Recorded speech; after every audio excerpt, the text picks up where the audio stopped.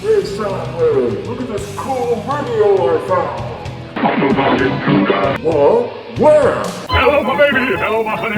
Hello, my ragtime gal. Son, you've kissed my wife. Baby, my heart's on fire. The War for Cybertron Kingdom line is ending. The Legacy line looms. But at least Hasbro didn't skimp at the tail end of the War for Cybertron line. Indeed, we get arguably one of the best for last. And it's Voyager Blaster. And, Eject. Blaster was the Autobots' Me Too answer to the undeniably cool Decepticon communicator Soundwave. Neither faction would allow the other to have something without the other side having an obvious equivalent, and hence we got Blaster. He even had deployable cassette minions, one of which was Eject. And now he barges in at the end of the War for Cybertron Kingdom line. Behold his ostentatious front panel character art, and peek at the figure through the eco-friendly plastic window. Get one of your last views of the side panel splash art before taking a look at the back to see the figure in both modes. Now let's open her up and blast into his review. Out of box, War for Cybertron Voyager Kingdom Blaster comes with his instruction booklet, a black blaster accessory with scope, and the Eject minifigure cassette. Blaster's alt mode is a boom box, which was the 1980s equivalent of an iPod. Believe it or not, there was a time when having a big, glitzy, suitcase-sized portable music player was considered a status symbol. Well, Blaster may not be studded with jewels, but he is done up in a loud cherry red, set off with some light gray sections and topped off with some black highlights. All the colors seem neatly applied, including the faction symbols. The plastic seems mostly uniformly colored, and they kept the paint mostly inside the lines. And for being a simple radio, they actually put a lot of detail into the sculpting. There are speakers, ridges, lines, mini speakers on the sides, and even little volume buttons which don't do anything.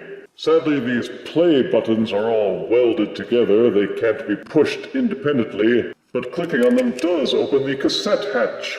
So you can stuff Micromaster Eject into it, or any of the Micromaster cassette figures for that matter. There are also 5mm ports for plugging in more accessories and fire blasts. There are 2 on the handle, 1 on each side above the speakers, and 5 on the back. There do not appear to be any mini pegs for fire blasts. The weapon stores on the back by means of this red tab, with a matching groove in the gun handle. Even light bumping will tend to knock it loose, so you may just want to plug it into any of the 5mm ports, since it hides just as well that way. Concealed weapon, my fanny. The robot parts hide pretty well with very little gappage except for these areas near the back. It looks like he may be a remold of Netflix Soundwave, or at the very least he uses a lot of the same engineering. But all the parts seem completely remolded, so maybe not. To transform Blaster from his tape deck mode to his robot mode, first separate the handle, then rotate them backwards. You will see these 2 pegs at the back of the boom box. Take the 5mm port and peg it into the hole by folding it down and tabbing it into place. From the front, untab and slide loose these leg panels. Do the same for both sides. When transforming to alt mode, reversing that step is the trickiest part. This flap at the front tends to get in the way a little bit when you fold them up. There's this tab in the robot leg that has to go into a slot underneath the arm. It's tough to line them up, but if you do line them up, you can push it into place. Then you have to fold this section. Problem is that it bumps into these corners a lot. You have to kind of muscle it past, and then tab it into place. Tilt the arms out of the way a little bit. Raise this flap, then give the waist a 180-degree twist. Rotate the legs so that these mini speakers are pointing forward, then flip down the toes. At the back of the figure, take these red panels. These sections near the top fold down, Then the panels clamp shut over the back of the shins. Fold the butt flap back down, open this hatch at the back of the figure, then fish out Blaster's head, and re-clamp it shut. Each of Blaster's forearms rotates down, and the fists flip out to fill the wrist. But that makes the arms backwards, so rotate them until the elbows are pointing forward. Each of these mini speakers must be rotated. In robot mode, Blaster is a fitting tribute to the Generation 1 figure, made better with modern engineering. He's got his classic chrome dome, with little bunny ears, and his cute little face with robot lips. Most of the body parts look a little boxy, but he is well proportioned, and the stereo speakers on his shins are a nice touch.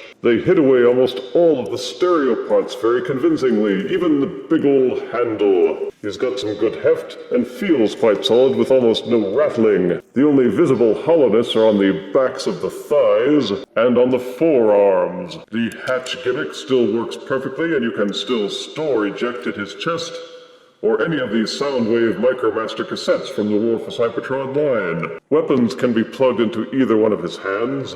Each arm has 2 Battlemaster ports on the side. He still has these 3 ports on his back, and one on the back of each shoulder for plugging in fire blasts. There's also one on the base of each foot. They even molded an extended finger on one of his hands, so he can push his own buttons. But there's a pleasing aesthetic overall to the bold red parts, set off by his speaker shins. All of the colors and paint stand out nice and vivid. While the molding and sculpting and colors are completely different, I have wondered if this does classify as a remold of Soundwave, since they seem to share similar engineering. Both have the opening hatch on their back for folding in and hiding the head, both transform by rotating the waist and flipping up this butt flap, and both of them form their speakers by inverting the legs and folding them up. But Soundwave's arms untab from his sides and fold back inwards, whereas Blaster's do not. That seems to be the only difference between the two. For articulation, the head does a full rotation, ball-socketed, so it will also waggle back and forth a bit, and forwards and backwards. Each arm will rotate fully at the shoulder, and there is a secondary internal hinge which allows the arm to splay out fully. Enjoy the upper bicep swivel. Each elbow will rotate slightly over 90 degrees, and the transformation hinge can allow the forearm to tilt inwards for those bear hugs. The wrists will tuck in slightly, but swivel all the way out as part of the transformation. Ouch! He spins freely at the waist, flip up the butt flap, and he can kick his legs forward and backwards until you bump into these panels. The hinge in the hip allows full leg extension, upper thigh swivel, full leg rotation, and each knee has a 90-degree bend. In spite of the handle being pegged in on the side, there is the patented ankle tilt. Each toe will flip up and down as part of the transformation as well, so Voyager Blaster does support a wide range of articulation. And there's the Eject minifigure, all done up in translucent plastic, mostly light blue with some gold highlights, and even 2 ports on the side which support 5mm weapons. On the back are some non-translucent gray parts, and the old mode doesn't really do anything. It's just a cassette that's meant to fit into the hatch of Blaster's chest. It's note that they use the translucent plastic, which will almost certainly show signs of cracking and breakage over time. Gives us something to look forward to. Beyond that, there's not much to note beyond the detailing and the sculpt. His transformation is simple and easy. Simply untab and unfold the legs.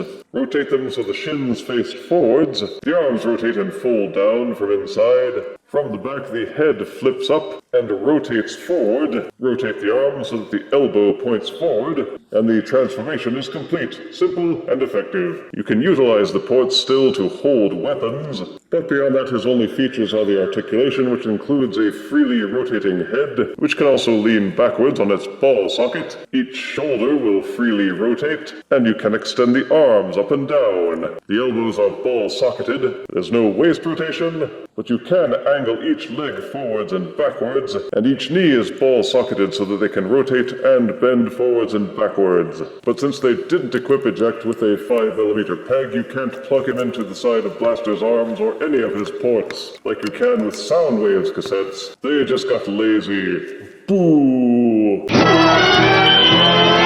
For size comparison, here is Kingdom War for Cybertron Voyager Blaster and Eject, next to Netflix Voyager Soundwave. Here is Kingdom Voyager Blaster next to Studio Series Core Ravage. Here is Kingdom Voyager Blaster next to Combiner Wars Deluxe Blast Off. And here is Kingdom Voyager Blaster and Eject next to Siege Micromaster Blast Master.